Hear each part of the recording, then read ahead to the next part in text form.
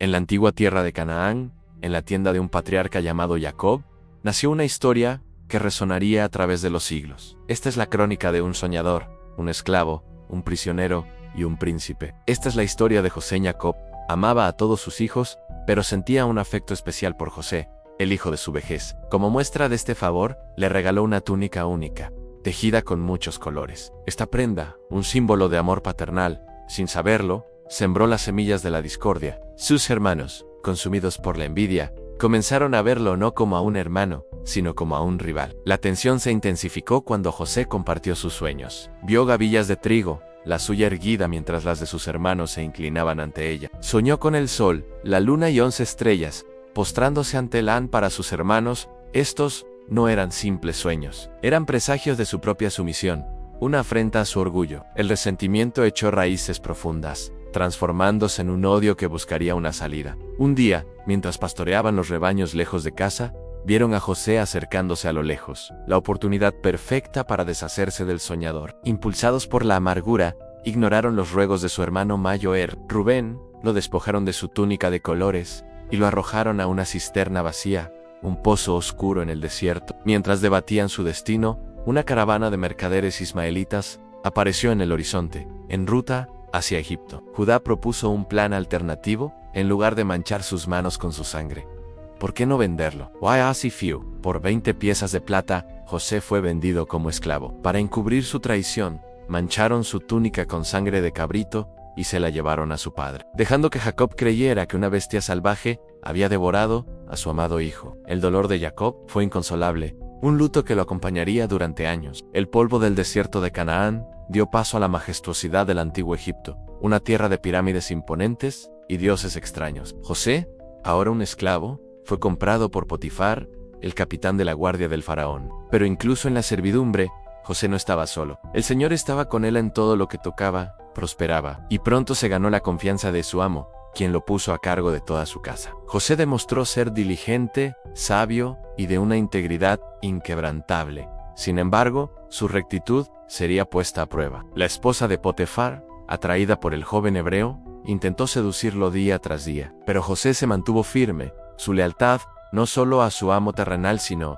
a su Dios celestial. Un día, ella lo agarró por su manto, pero él huyó, dejando la prenda en sus manos. Despreciada y furiosa, ella lo acusó falsamente de haber intentado forzarla. Cegado por la ira y la humillación, Potifar creyó la mentira de su esposa. Sin más juicio, arrojó a José a la prisión del rey, un lugar oscuro reservado para los enemigos del faraón. De nuevo, José se encontraba en un pozo, despojado de su libertad y acusado injustamente. Parecía que la oscuridad lo había consumido por completo. Pero incluso en la penumbra de la cárcel, una luz divina lo acompañaba. La presencia de Dios no lo había abandonado. Al igual que en la casa de Potifar, José se ganó el favor del jefe de la prisión, quien le confió el cuidado de los demás prisioneros. Fue allí donde conoció a 2 sirvientes del faraón, el copero principal y el panadero principal. Ambos tuvieron sueños perturbadores en la misma noche, y no había nadie que pudiera interpretarlos. José, atribuyendo su habilidad a Dios, les pidió que le contaran sus sueños. Al copero le explicó que en 3 días sería restaurado a su puesto. Al panadero, le reveló una terrible verdad: en 3 días sería ejecutado. José solo le pidió una cosa al copero,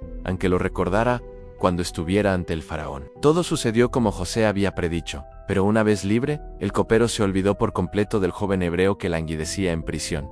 Pasaron 2 largos años. La esperanza de José podría haberse desvanecido, pero su fe permaneció anclada. Entonces, una noche, el propio faraón tuvo 2 sueños que nadie en su reino pudo descifrar. Soñó con 7 vacas gordas devoradas por 7 vacas flacas, y luego, con 7 espigas, llenas devoradas por 7 espigas marchitas. Fue entonces cuando el copero recordó al joven hebreo en la prisión que podía interpretar sueños inmediatamente. José fue sacado de la mazmorra, se afeitó, cambió sus ropas de prisionero y fue llevado ante el hombre más poderoso de la tierra. Con humildad, José se presentó ante el faraón, declarando que no era él, sino Dios, quien daría la interpretación. Explicó que los 2 sueños eran uno solo, en un mensaje divino. Las 7 vacas gordas y las 7 espigas llenas representaban 7 años de gran abundancia en toda la tierra de Egipto, pero serían seguidos por 7 años de una hambruna tan severa que la abundancia sería olvidada. José no solo interpretó el sueño,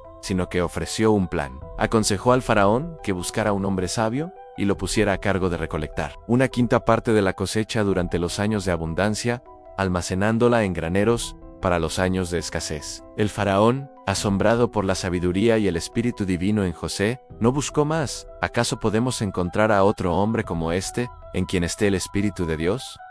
En un giro del destino que solo la providencia puede orquestar, el faraón nombró a José gobernador sobre toda la tierra de Egipto. Le dio su anillo de sello, lo vistió con ropas de lino fino y le puso un collar de oro en el cuello. El esclavo se convirtió en virrey. El prisionero se convirtió en el salvador de una nación. Durante los 7 años de abundancia, José viajó por todo Egipto, supervisando la recolección y el almacenamiento de grano en cantidades incalculables. Los graneros se desbordaban, preparando al país para la prueba que se avecinaba. Y entonces, la hambruna llegó. Se extendió por todas las tierras, tal como José había predicho. Pero en Egipto había pan. Las puertas de los graneros se abrieron, y José vendió grano no solo a los egipcios, sino a gente de todas las naciones que venían en busca de sustento. La hambruna también golpeó con fuerza la tierra de Canaán. Al enterarse de que había grano en Egipto, el anciano Jacob envió a 10 de sus hijos a comprar alimentos. Sin embargo, mantuvo a Benjamín, el hermano menor de José, a su lado,